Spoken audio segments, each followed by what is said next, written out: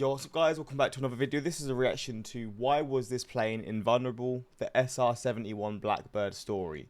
So from my old sort of military reactions, I definitely know about this plane, about this jet. I think it's one of the most, I don't know if most used US military plane is the right word, but I guess in terms of like what it offers, it's one of the best. I assume they're still in use. I don't know how old they are. I feel like they've been used for quite a long time now. In regards to sort of the time span that planes are usually in use within militaries before better sort of options become available. But I don't know what sort of story we're going to get. Is it going to be like a case study or a situation where there was one in battle where it was, I don't know, getting shot at here and there, and it just, yeah, it was not able to be shot down. I assume it's going to be something like that. But we're going to jump into this, hopefully going to enjoy. Links are also in the description to my Patreon, where you can see reactions that I can't post to YouTube, movies, TV series, all that good stuff. Links are there for those who want to see that, or you want to suggest some things for me to watch that I can't post to YouTube. And yeah, let's jump into this and see just how, I guess, sturdy this plane is. That's probably not the best way to put it. Sturdy for a plane. You'd hope it's sturdy. But impenetrable this plane is. Yeah, let's jump into this and check out this story.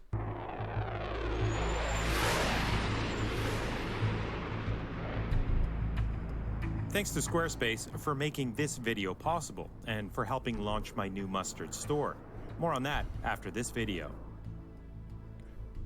In the midst of the Cold War, two MiG-25s raced to intercept the threat along the Soviet border. They're the fastest interceptors ever built, and if they really push their engines, they can reach an incredible Mach 3.2. But it's not enough, because what they're chasing can outrun and outclimb any threat, a plane engineered to be invulnerable. Let's see this thing. The Cold War locked the United States and Soviet Union into a tense struggle for global influence and control. Both sides poured enormous resources into military technologies, but getting an upper hand means knowing your opponent's next move. And in the 1950s, little was known about facilities deep within the Soviet Union. An extensive network of radar stations, surface-to-air missile sites, and interceptor air bases kept the Americans away. Until 1956, when U-2 spy planes began flying over the Soviet Union. Neither fast nor stealthy, U-2s had one critical advantage. At 70,000 feet, they could fly above Soviet air defenses. US President Eisenhower was even assured Soviet radars couldn't detect the U-2 at such high altitudes. But it turns out the Americans were wrong. The Soviets had tracked the U-2 since day one, and it was only a matter of time before they'd be able to shoot one down. Oh, damn. Simply flying high wasn't enough. Even before the U-2 began its surveillance missions, there were already plans underway to replace it. Because true impunity over Soviet airspace would need a combination of incredible speed, altitude, and stealth. And this led the Americans to explore some pretty radical spy plane concepts, like a ramjet-powered aircraft that would be deployed from the bottom of a supersonic B-58. What? But in 1959, the CIA chose Lockheed to develop the next generation of spy plane. Meanwhile, the U-2 continued to fly over the Soviet Union, but not for very long, because in the spring of 1960, a Soviet surface-to-air missile finally managed to bring one down. The captured pilot and wreckage were paraded around the Soviet Union, used as proof of Western aggression. As tensions rose, now more than ever, the US needed a replacement for the U-2. What happened to the pilot? I don't know, I guess. We're not going to find out. Here comes the Blackbird. And what Lockheed developed would be unlike any aircraft ever built. A plane that nearly 60 years after its first flight remains the fastest air-breathing jet to ever fly. Wow. Lockheed's highly classified spy plane would be known as the A-12. Originally used by the CIA for reconnaissance, the A-12 was also developed into an interceptor prototype, armed with air-to-air missiles, along with a variant that could launch an unmanned reconnaissance drone.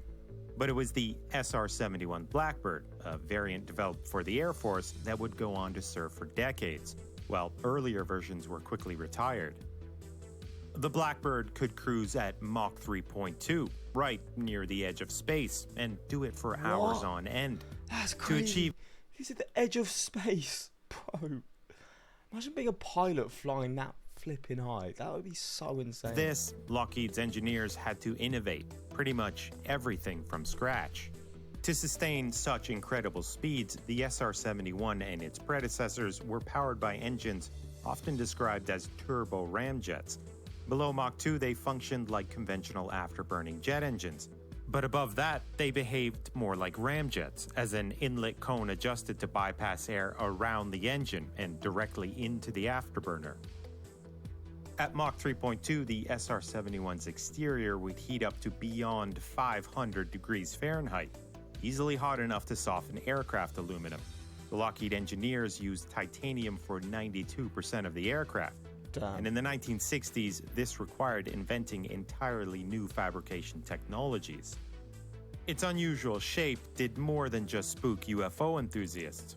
It helped reduce its radar signature, as did its special black paint, which earned the SR-71 its Blackbird name. The A-12 and SR-71 were first deployed over North Korea and Vietnam, where they were unsuccessfully targeted by over 800 surface-to-air missiles. But the spy plane never flew into Soviet airspace, at least not officially, because another shoot-down over the Soviet Union would be catastrophic. So instead, the SR-71 flew along its borders, using its powerful side-looking radars and cameras to peer hundreds of miles into Soviet territory. And that frustrated the Soviets. In 1976, Viktor Belenko defected to the West by escaping the Soviet Union in his MiG-25. He described the frustration of trying to intercept Blackbird. The MiGs were Mach 3 capable. Is that what made him retire? He was like, yeah, fuck this, bro. The technology is too much for me. I'm done. So he just said, yeah, I'm gone. How was that? How was the Blackbird doing that to you? That is, I guess that is really what shows just how invulnerable it is, because it was just fed up of trying to fight them. But only for a few minutes at a time, not for hours like the Blackbird. Nor could they climb to reach the SR-71's incredible altitude. Even their enormous R-40 missiles lacked the guidance needed to strike the SR-71 head-on. For years, the Blackbirds were practically invulnerable. They could outfly and outclimb any threat. But by the 1980s, MiG-31s were roaming the skies. Equipped with sophisticated radar and long-range R-33 missiles, they posed a legitimate threat, as did a new generation of Soviet surface-to-air missiles. But the greatest threat to the Blackbird wasn't an enemy missile or jet, it was itself. No Blackbird was ever lost on a mission, but more than a third of the 50 built were destroyed in accidents. One literally disintegrated around its pilots. They were also enormously expensive to operate, each one siphoning about $300 million a year out of America's defense budget. A fleet of special aerial refuelers and a small army of support and maintenance staff were needed just to keep these planes mission ready. And advances in spy satellites, aerial drones, and the SR-71's inability to deliver surveillance data in real time diminished some of the plane's utility. Add to that politics and infighting for defense budgets, and by the late 1980s, the SR-71's days were numbered. They were officially retired in 1998, with 2 sent to NASA. I thought they were still being used, but I think I'm probably getting it confused with another similar sounding plane then. For testing. The technology behind the A-12 and SR-71 is now well over 50 years old. Yeah, Yet that's crazy. somehow these incredible planes still speak to us. Not about the past, but the future, leaving us with a sense of wonder, unlike any other in aviation history. A few months ago, I launched my mustard site with Squarespace. There we go. There we go. That is the history and just the dominance of the SR-71 Blackbird. It's insane to me how the SR-71 being from the 1960s still looks like something out of a science fiction novel design-wise. Yeah, I was thinking it doesn't look like it's made in the 60s. That is crazy. You missed the funniest detail. Lockheed bought titanium for these aircrafts from the USSR through a chain of phony companies in non-NATO countries. That is class.